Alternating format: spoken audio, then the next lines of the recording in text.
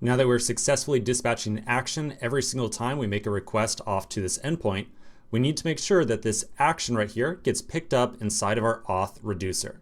Now, before we flip over to the auth reducer and start working on that, I want to remind you that this res object right here is the output from Axios. It represents the underlying request that was made to the backend server. Now, if we look at the console log of that response that we still have inside of our console over here, so here's the payload, and here are all the different properties that are tied to that response object. Now you look at this thing, and we've got some config, we've got headers, we've got request status, blah, blah, blah. But at the end of the day, the only real piece of data that we care about here at all is really this data property. Just this data property, nothing else on this response object.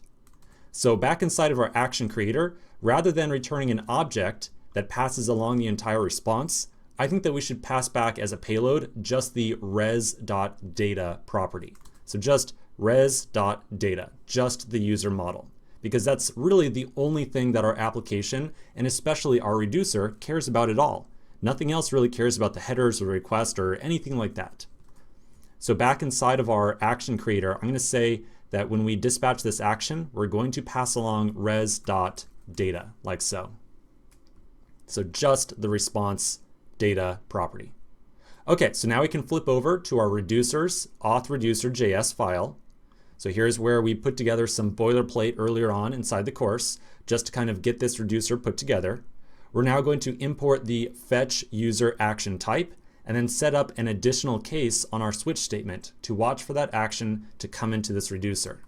So at the top of the file, we will import our action type, which is fetch user, from up one directory into actions types.js. So up into actions / types.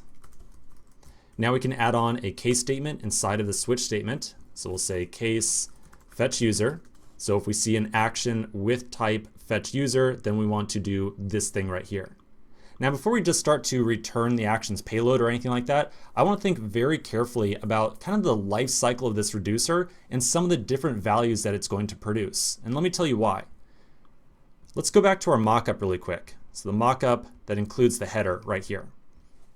So when we look at this header, remember the content on the right-hand side is going to change depending on whether or not the user is logged in.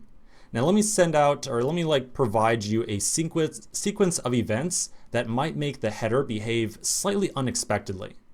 I want you to imagine for a second that when our application first boots up and we make an AJAX request to our backend server, so essentially a thing that decides whether or not we are currently logged in, what would happen if that request took a very long time to complete?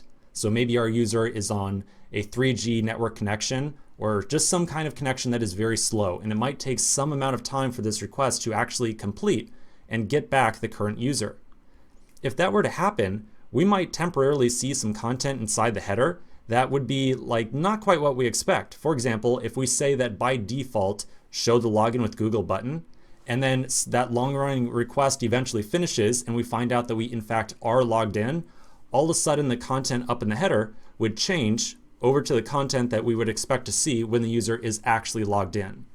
So we don't want to fall into this very easy trap to fall into where we kind of assume that the user is or is not logged in and then show the UI according to that flag, because it just means that as soon as it takes a long time to decide whether or not the user is logged in, the user is going to see one state of the UI and then suddenly see it change over to the other state once we find out that they are in fact logged in.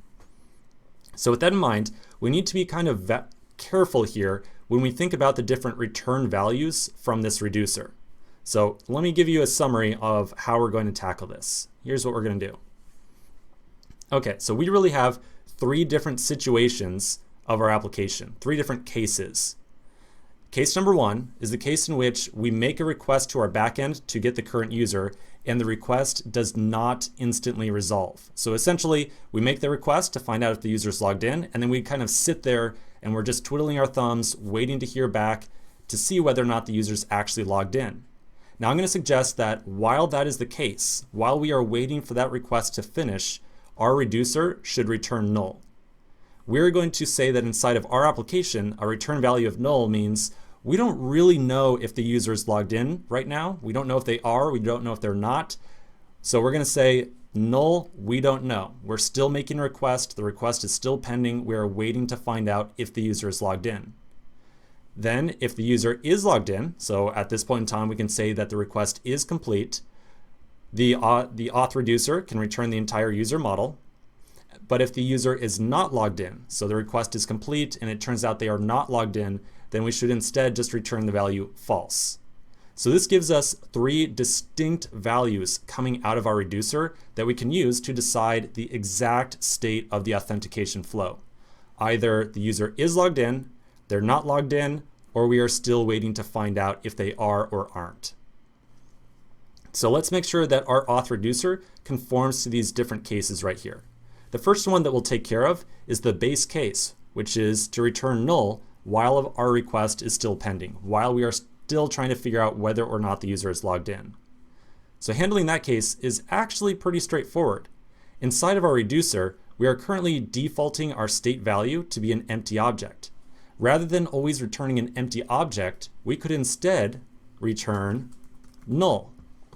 So if we return null like this, that means, okay, first time the reducer runs, when our application first boots up, we are going to immediately return null, which indicates that by default, we have no clue as to whether or not the user is actually logged in.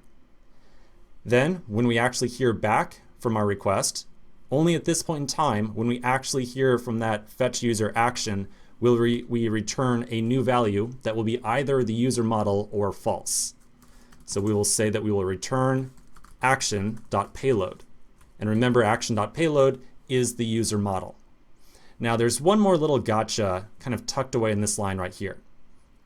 When we see our console log right now, so here's the console log for the action that comes into this reducer, we have verified a couple times now. And I've got, let me pull the app back up. Here we go. So when the user is logged in, action.payload is now the actual user model. However, this doesn't really accommodate for the case that the user is not logged in. So really quick, let me log out, and I want to show you something kind of awkward. So over in a new tab, I'm going to go to localhost 5000/API/logout. Remember, that's how we log out. So I'm now logged out of the application. If I go back over to the React side and refresh the page, now when we see that action, it has a payload of empty string. Because when the user is not logged in, the API is just returning an empty string, which means essentially, nope, you're not logged in. So we don't really want to return empty string here. That's kind of confusing. So rather than returning empty string, we're going to make sure that we explicitly return the value false. To do so, inside of our return statement right here, we will say action.payload. This is going to be either an object or an empty string. To make sure that that empty string will actually end up as false, we're going to use a little bit of trickery with JavaScript. So let's add in the code and we'll talk about what it's doing. So I'm going to say action.payload or false, like so. So this might be kind of new to you, but let's flip over to the terminal really quick and see what it actually does. So know that whenever you're making use of JavaScript, an empty string like this is interpreted to be a falsy value. So if I put an exclamation in front of that to kind of reverse the Boolean value here, it gets turned into true. And so I could just as easily do flip the reverse of true, and now it really gets what it truly is, false. So this statement right here essentially says if that is an empty string or false, we'll return the value false. So see how we get false right here.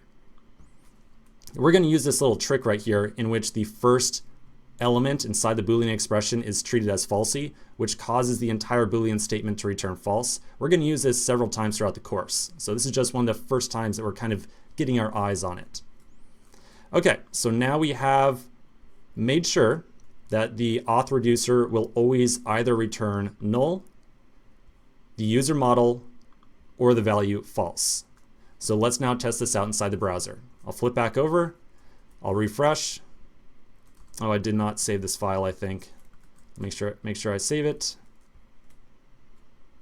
Oh, my mistake. So we are console logging the payload right here, which is always going to be empty string. We are not actually console logging the value of the reducer. My mistake.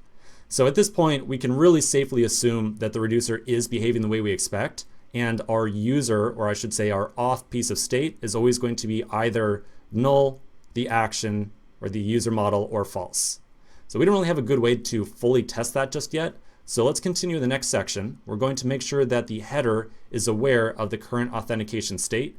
And at that point, we can do a little bit more verification and be 100% sure that the auth reducer is doing the right thing. Now, the last thing I want to do inside of here is make sure that we clean up the console log statement. So I'm just going to take that out. Okay, so this looks good. Let's continue in the next section and continue working on the content that is displayed inside the header. So I'll see you in just a second.